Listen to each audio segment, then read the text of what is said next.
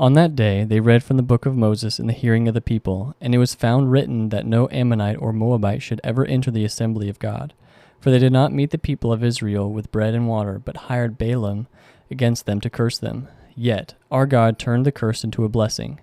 As soon as the people heard the law, they separated from Israel all those of foreign descent.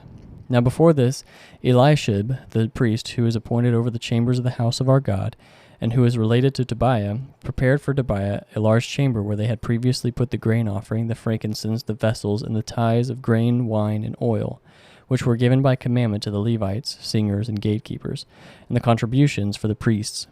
While this was taking place, I was not in Jerusalem. For in the 32nd year of Artaxerxes, king of Babylon, I went to the king. And after some time I asked leave of the king and came to Jerusalem. I then discovered the evil that Eliashib had done for Tobiah, preparing for him a chamber in the courts of the house of God. And I was very angry, and I threw all the household furniture of Tobiah out of the chamber. Then I gave orders, and they cleansed the chambers. I brought back there the vessels of the house of God, with the grain offering and the frankincense. I also found out that the portions of the Levites had not been given to them, so that the Levites and the singers who did the work had fled each to his field.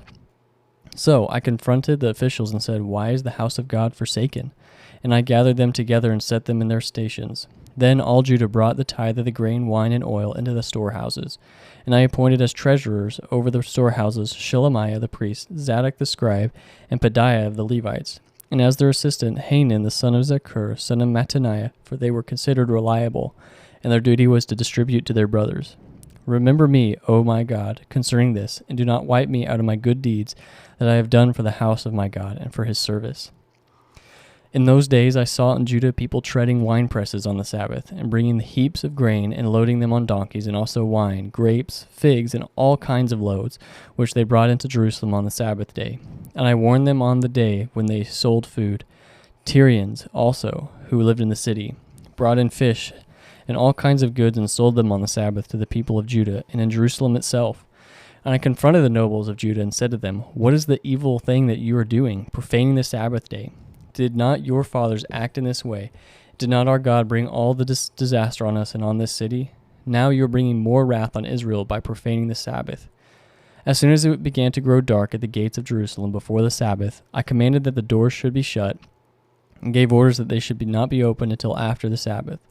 And I stationed some of my servants at the gates, that no load might be brought in on the Sabbath day.